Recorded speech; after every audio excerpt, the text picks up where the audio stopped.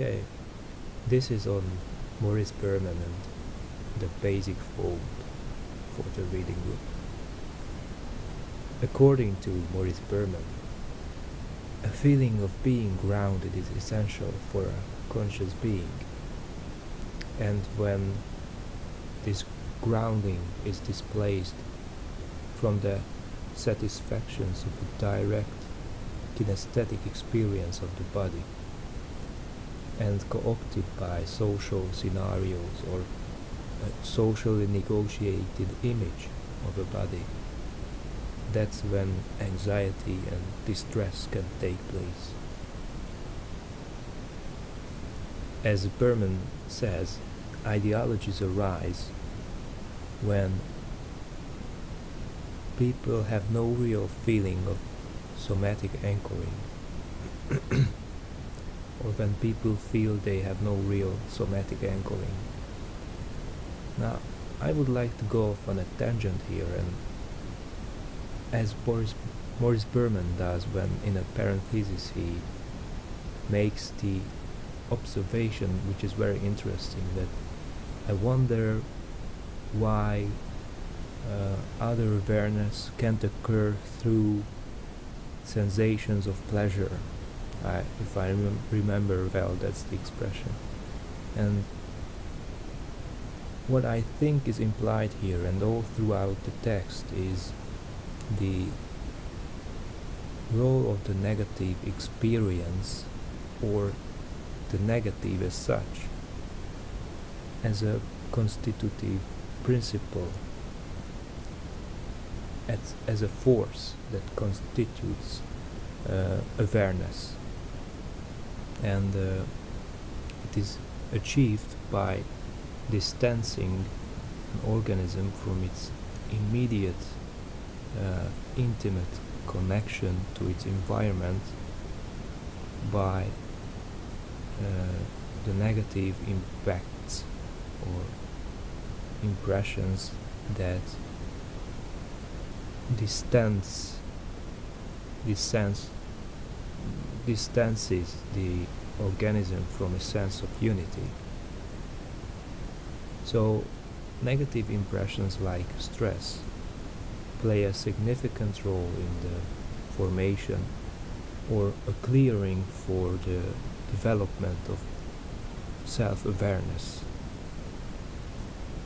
Now, I wonder though whether it could be said that empathy would have ever been poked into awareness without the various repressive, oppressive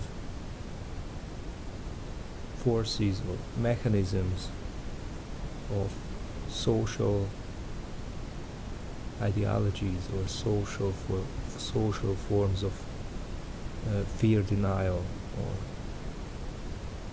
social structures, whether empathy would have ever arisen without these. Maybe the beauty is contingent on the beast, so much so that it is the beast that potentiates the beauty, at least its awareness, its conscious experience of the beauty. Whatever the case, the negative is definitely a constitutive force, and well, think of how it plays out in language sometimes. For example, if you say these two sentences, I love to hate, I hate to love, I love to hate, I hate to love. In both of these sentences, there are positive and negative verbs and emotions implicated, but it is the negative that is driving these sentences. That is the sentiment that will define the meaning of these sentences. But that's just a tangent again. So, in terms of the social aspects, let's entertain the idea that the abuses of a system,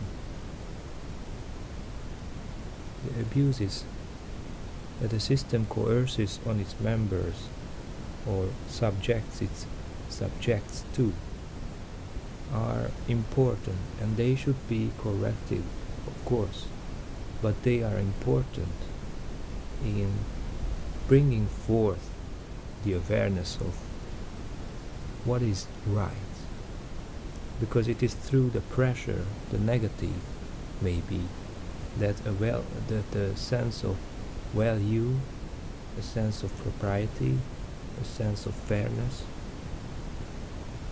of virtue, of something positive emerges. Maybe insight breeds on blindness.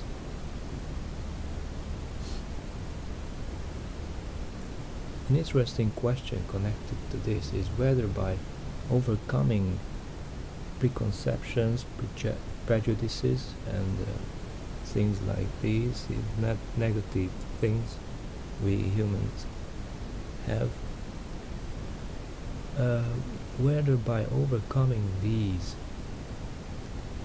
that we are socially embedded within, and that cover over the nemo Berman talks about, the emptiness at the core, emptiness that's at the core of everything, every social value is empty at its core, and that's where Nemo is residing. So if we overcome those strategies by which we cover over this emptiness, could virtue survive? Maybe it's a stupid question, but I asked the question: would solidarity and human grace survive without these atrocities against innocence?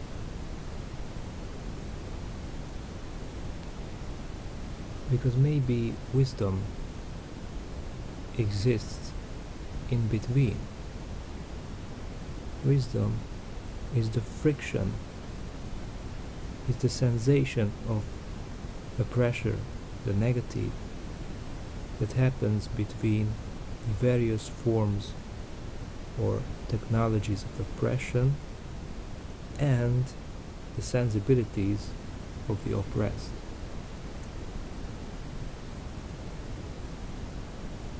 Let me call Emerson here. It's an interesting quote. You who quarrel with the arrangements of society and are willing to embroil all and risk the indisputable good that exists for the chance of better, live, move, and have your being in this, and your deeds contradict your words every day.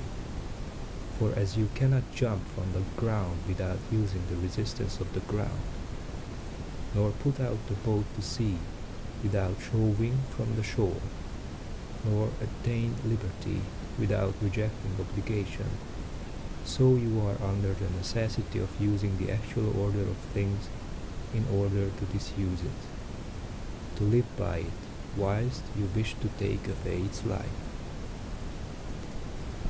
So, here is a proposition. The self is a process that exists in its antagonisms.